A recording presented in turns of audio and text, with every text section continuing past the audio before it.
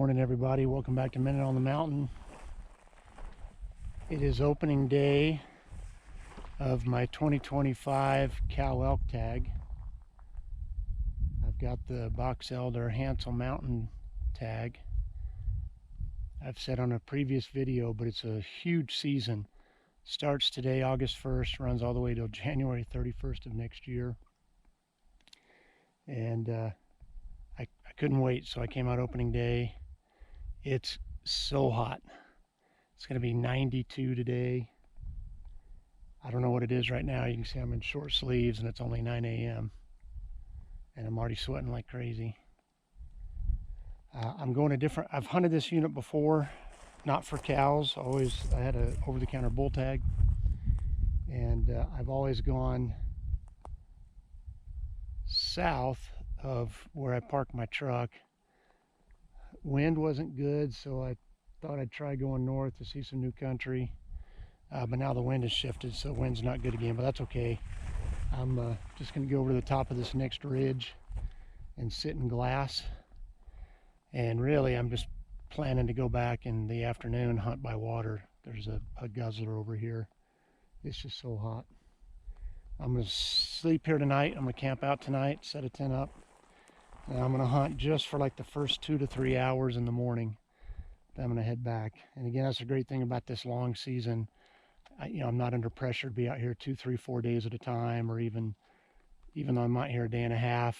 If this is a short season, I'd be out here tomorrow until dark, which would make it tough because then it'd be a long drive home and I'm preaching in the morning. So this way I'll get home tomorrow afternoon. I can get some yard work done. Got some calls to make for church and be all settled in and ready to preach Sunday morning. So anyway, thanks for coming along. I know that's kind of a long intro. Because it is such a long season, I'm not sure if I'll break this into multiple videos or just make one big one until either the season's over or we harvest something. But thanks for coming along. Well, guys, I haven't filmed much because there just hasn't been really anything to film. Did about a 4-mile hike, a loop north of here, which I hadn't really explored those little ridges before. Then ended up circling back to the south after that to the area where I've hunted before up here. And there's more signs south. I did see a couple of sets of tracks. They didn't look very fresh. I saw one buck antelope, probably 20 chuckers, and I did see a western tanager, which is probably my favorite bird. They've got the black wings with the little white stripe, yellow body, and a red head, the males do. It's almost 6 o'clock, but it doesn't get dark until about 8:40, 8:45. It doesn't get dark till 9 something, but I'd have to look and see what legal shooting hours are. So this guzzler is down behind me, probably 60 yards away. And I'm just going to post up here for the rest of the evening, see if we get anything coming down to get a drink. If we see anything, I'll let you know.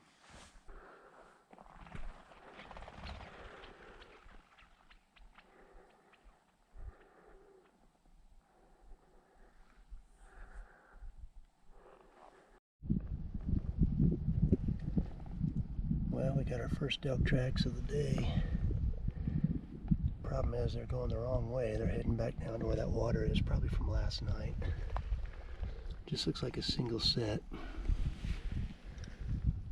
I've crossed a couple sets of fresh deer tracks.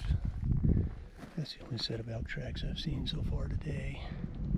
I'm only probably 150 yards from where I want to post up, so we're about there.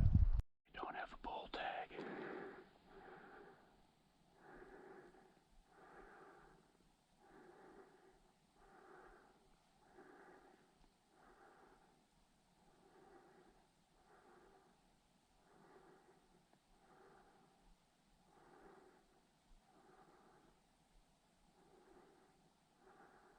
That bull's out there 60 yards. Little raghorn.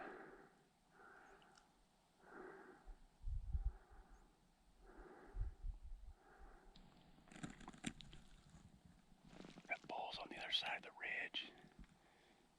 He's got something wrong with his mouth. It looks like he can't close it, and it looks like there's blood hanging down. It's weird. I can't see it for sure with my binoculars, but he's a weird raghorn with two forks on one side, and he's all bent up. He's cool, but he's weird.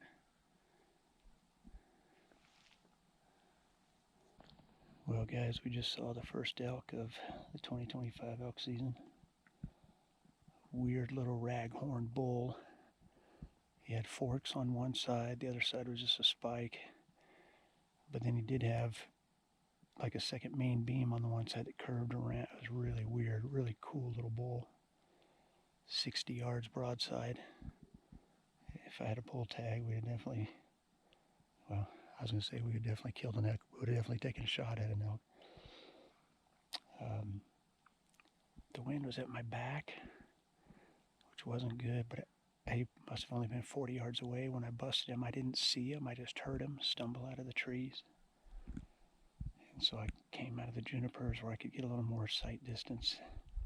And he was standing about 60 yards away. Then he trotted down the ridge. And then up to that side. It's 255 yards to the top of the little ridge. And I watched him for about 5 minutes. He's got either something wrong with the bottom of his jaw. It's like folded back. Or he had a big chunk of cactus or something stuck in it. And it looked like blood coming out of his mouth. It looked like he couldn't close his mouth. It was really weird. So the wind has died down now. So I think I'm just going to post up here. Maybe let out a few calls and just glass until the sun goes down. That's cool that we found an elk. Now we just got to find the right sex, see if we can find a cow.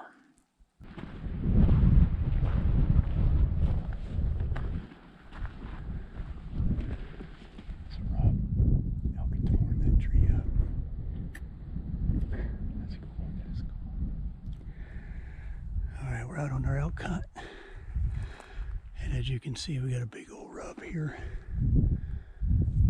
I'm still on my cow tag. Caleb's got a bull tag, so he came out with me today to an area where I saw a spike out here last week, and I saw that raghorn out here a month ago now.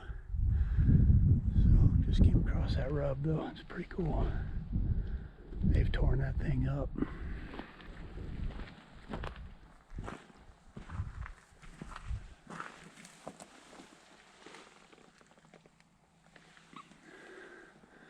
Just little arches all in these rocks up in here.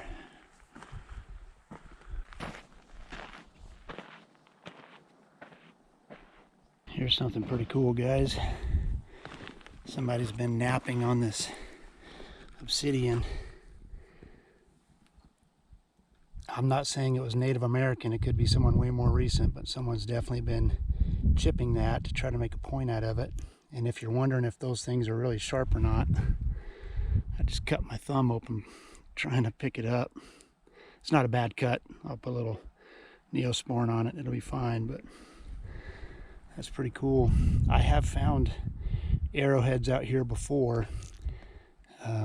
And all three of these pieces of obsidian were laying right on this rock, just like this. Clearly someone had set them up there. Again, it could be somebody, 3 months ago who was doing it, a rock hound out here goofing around, but it's definitely where somebody was trying to nap off some pieces for either scraper rocks or to make a point out of. That's really cool. This is the piece I cut my thumb on right here.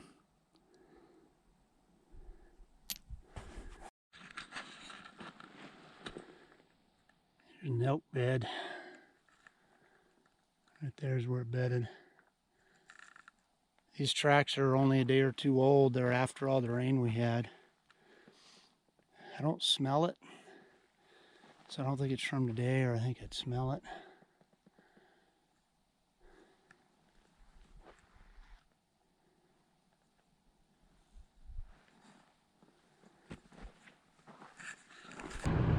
Good Good morning, everybody. We're back out on this cow elk hunt, and we finally have some snow.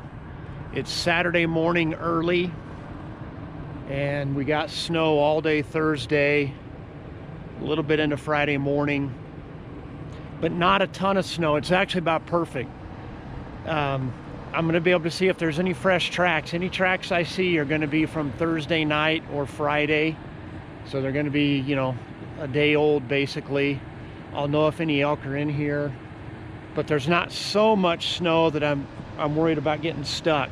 So, because I'm by myself, I should be able to drive all the way up to that guzzler. I don't think there's too much snow to get up there. It's cold. It's 16 degrees right now. Sun's just coming up. I've already been glassing a little bit, haven't seen anything. And now this little 2-track road, I'm just going to drive it super slow and look for any tracks crossing. I'll get out and check those, and then eventually we'll work our way up to that guzzler. Not what we're after, but here's a little tiny herd of antelope that cross this road. Looks like about 4 of them. I mean, I've been walking along in it now, but there's about 4 sets of tracks. So again, that's my plan, just to take this little 2-track all the way around the mountain, check for any tracks, fresh tracks that come across it, and then if I don't see anything there, I'll hike up on the top. All right, here's the update. I kept driving that 2-track like I mentioned. I found elk tracks. Drove a little bit more, found more elk tracks. Was kind of bent over studying the tracks. Then I thought, let me just stop here, get my binoculars out and really glass the hill. And found elk. The elk had already seen my truck, so they were walking away, kind of trotting, but not like really just hightailing it out of there. So I parked. I've been hiking blind. I couldn't see them. And just peeked up over the ridge, and I found where they've bedded. And I think I can go up and get behind this big hill up here, and then start working my way across to them. It's hard to tell. I was kind of trying to use the rangefinder on Onyx, but it looks like there's a ridge I can crawl up on that's going to be about 300 from the ridge they're bedded on. So that's the play. I'll keep you guys up to date. But we found elk, and they're all cows. I saw one little spike, so if we can just keep them bedded there, we ought to have an opportunity here pretty soon. Okay, there's still 2 ridges between me and the elk. They're still bedded. I'm staring into the sun, which isn't great, so I'm having a hard time. I can't really tell if they've seen me or not. They haven't got up. It kind of looks like 1 or 2 of them have me pegged. But I've got good wind. I'm going to be silhouetted on this next little ridge. I've got one little dead tree I can crawl behind. I think if I can get down this ridge and don't spook him, we're gonna have a good opportunity. But there's not really any other place to cross over here where I'd have tree cover, so I hope this little dead tree does the trick. Oh guys, we got her done. Well, I think we got her done. I saw it drop. So sorry I didn't film. I belly crawled probably 70 yards once I got to the top of that knoll. I've been laying in the snow for like 45 minutes, and they just were all bedded. They wouldn't get up, and none of them were bedded broadside. I don't mind taking a shot at a bedded animal as long as they're broadside, and none of them were. Then finally one cow got up, repositioned, and laid back down broadside, and I shot. It looked like a great hit. I heard it hit, but she jumped up, and all of them jumped up, and I kind of lost her for a second. And then I saw them all run up into the left, and I saw her run to the right, and it looked like I saw her drop. I mean, you can look at all the tracks up in here. I got to be within 10 or 15 yards of her. So I believe she was bedded under that tree and ran right over here. Of course, all these cedars kind of look the same, but oh, there she is. There she is. Whoo! Thank you, Lord. Let's check for breath here for a second. Okay. Not seeing any breath.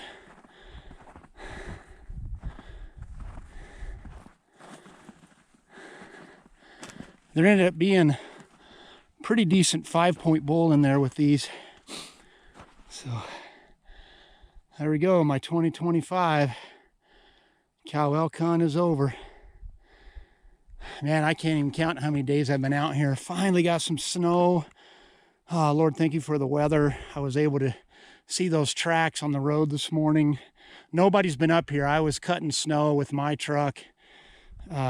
Just awesome. Just thank you, Lord. So now we got a lot of work to do. I've probably got about a 2-mile hike back to the truck. So we'll start getting her broken down and get her hauled out. All right, guys, all the work is, well, not all the work is done. We still got to hike this thing out, but it's all cut up and quartered. If you've been watching my videos for a while, you know I've had something going on with my Achilles since like last May, and it didn't pop, it didn't tear, or else I wouldn't even be able to walk, but it's real close.